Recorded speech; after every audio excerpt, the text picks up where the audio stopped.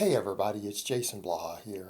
You guys know what time it is. Time to talk about channel current events. And for those of you who like these type of videos, please remember to click like down below.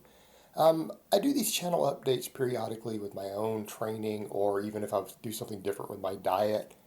We throw these in here because a lot of people don't have time to watch my vlogs. They need to condense things because I train 7 days a week other than my deloads. And I upload all of it, and that is a lot of material. A lot of those workouts are 15 minutes of work sets being recorded every day with me voicing over. Not everybody has time for that, but people still want to understand my training. And I've had a lot of people say, hey, Jason, number one, could you explain your training rotation?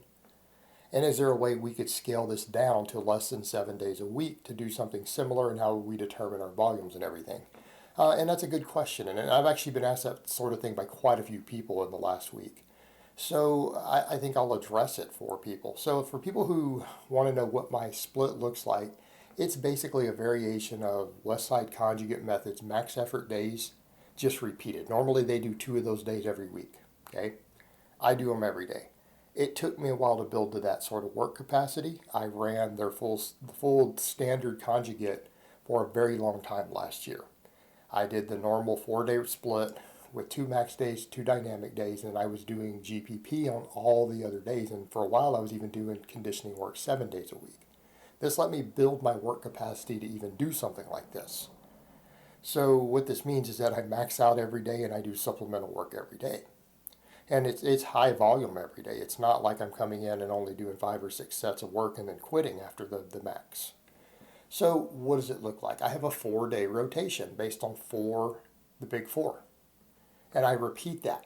So I would actually repeat my training cycle twice in an 8-day period because I have 4 workouts that I just repeat every single day.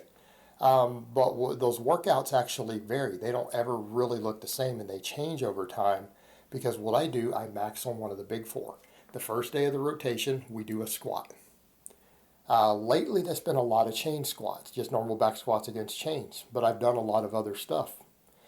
This last week, I did a pause squat with fairly light chains, 43 pounds of chains. And I max on different lifts to, number one, get through the law of accommodation. Number two, dramatically reduce the chance of overuse injuries. Number three, remove any psychological stress from maxing out so that you can recover faster and focus more. And to learn how to groove against a wide variety of variations for a max. So day one, we do a squat. Day two is a max effort bench press day. Same sort of thing. I'm mostly closed grip benching now, so closed grip benching against bands, against chains, different band weights, chain weights. By changing in the different change weights and stuff, it makes it a different exercise. Benching to a max against 40 pounds of chains does not feel like benching against a max against 80 pounds of chains. Believe me, it's a different exercise as far as you're concerned on the strength curve. They also teach you to bench.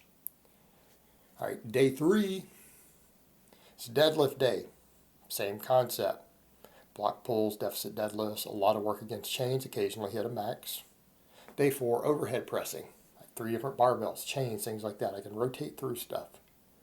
Now, I only hit my classic lifts when I know I can PR on them, which is why I PR'd every time I've done those classic lifts lately, right? You guys watched me do a 605 deadlift and a 615 deadlift.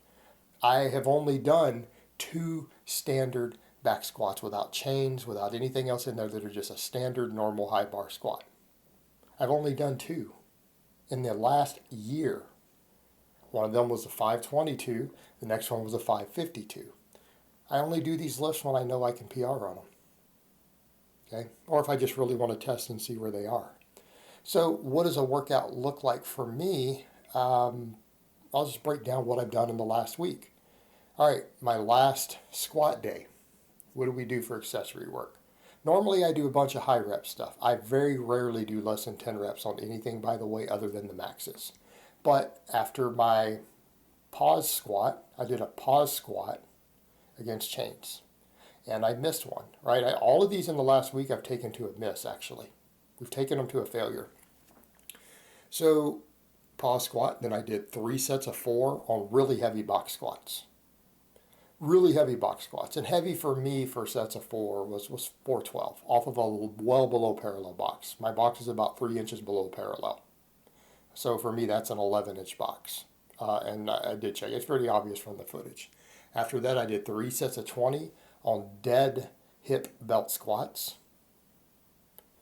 Then I did 5 by 15 axle bar rows, and then 5 sets of chain curls to failure using my dumbbell handles. Right, I've got basically like cable handles, and I attach chains to. And I always do my lat work on my lower body days. So my rows are always done on squat and deadlift days. Okay, I want to focus because I need more upper body focus these days. I need my pressing muscle stronger. All my pressing, my bench particularly, is my weakest lift. So I want those other days to be focused around muscles that will help the bench or the overhead press. And anything that helps one helps the other. So I throw all my back work into my lower body days to make my overall workout slightly more upper body dominant, because people note that my lower body is slightly more developed than my upper in general, because I train for strength. Day 2 for bench, I did, I believe, against close grip bench press against chains. Afterwards, I did 5 sets of 10 with a football bar wide grip bench press. Okay. After that, we did 5 by 10. Actually, it ended up being more like 12 on some of them. 5 by 10 football bar incline bench.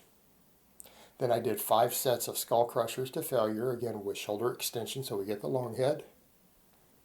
5 sets of banded face pulls to failure. So we did basically 20 sets of supplemental lifts afterwards on that one. Next day, or at least my last deadlift day, I did 1-inch block pulls for conventional. 1-inch block pulls to a max. I did 5 sets of 10 on the glute bridge afterwards. I did 5 sets of 12 to 18 on the banded glute ham raise. 5 by 15 axle bar rows, 5 sets of chain curls to failure. My overhead press day, my last one, I did a football bar against chains with a medium grip. We did 5 by 10 incline bench with the football bar. 5 sets of 12 on the standing press with the axle bar. 5 sets to failure of tricep extensions with the easy bar, and then 5 sets of face pulls to failure. So that's what a week looks like for me. Now, in addition, what I do outside of that, grip work, reverse hyper. I do 3 sets of 20 on the reverse hyper extension 7 days a week. I do band curls for very high reps and band press downs for very high reps for triceps. At least 1 set of each every single day. I try to do every day other than before I deadlift, so 3 days on, 1 day off. I do 3 sets of pinch blocks to failure for grip work.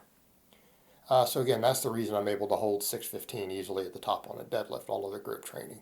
So that's what a standard 4-day rotation looks like for me. Then I repeat it. So people say, how could I implement this myself?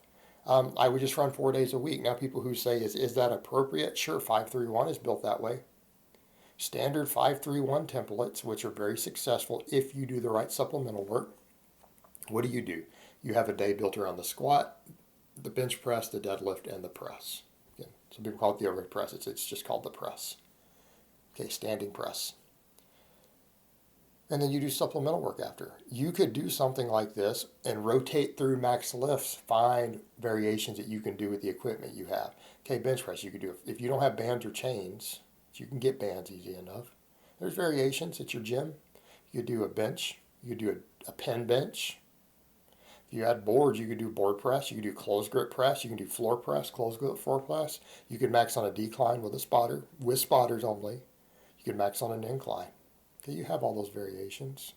Overhead pressing could be a little harder unless you have different bars. But even the overhead press day, you could do an incline. The overhead press one's the hardest to find variations on without equipment. So again, you're going to have to figure that one out on your own. But you could have those 2 different days. Squatting, easy enough, right? There's tons of squats you can do. You can build a box to different heights. You could have 3 different height box squats. You could do a back squat. You could do a pause squat. You could do a pin squat. Deadlift, you have endless variations. There's endless ways to create blocks and deficits. You have conventional, you have sumo. You can do variations on a system like this. And people say, well, how much volume? Well, you're going to have to find your MRV. You know, I would recommend finding supplemental lifts, again, based around your weak links. That's why my lifts change. People are like, why do you change through some of these so many different things sometimes for the supplemental work? Because number one, I want to avoid overuse injuries. Number two, better overall development. Number three, I'm training whatever my current weak points are as a priority. And I try to pick variations that work my weak points effectively, that have a bias towards my weak points on the bigger lifts. But you could do something like 10 total sets of big multi-joint exercises and start with something like 3 sets of a smaller single joint exercise, right? A smaller movement. That could be something for your hamstrings, for your delt, for your tricep, or your bicep, right? Start with 3 sets to failure of a small movement. Then find your recoverable volume. Because realistically, if you're maxing on 4 different big lifts every week, and on each of those days you're doing 10 sets of big compounds, like your deadlift day, I don't know, you could do glute bridges and good mornings. You do good mornings and rows. The hardest thing can be for a lot of people is figuring out where to put their rowing, because most people need more rowing. Most of you guys out there do not have the back development that you should if you want to get strong.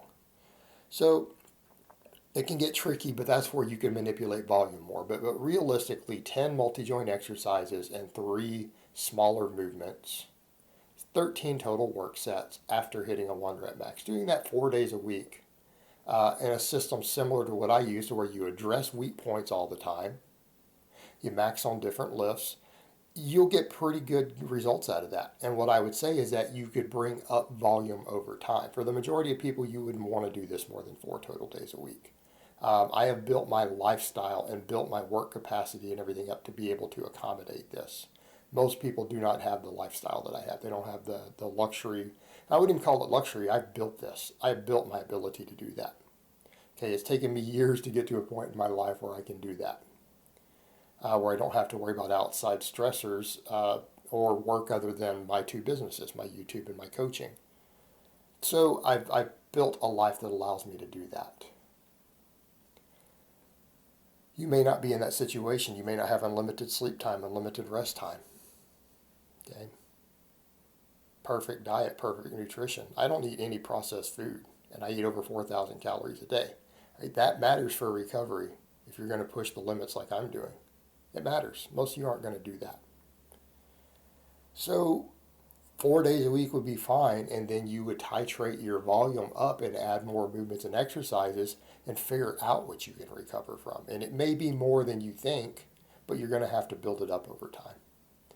All right, guys, so that's really all I have to say on that today. I hope it's been informative, and I will talk to you guys next time.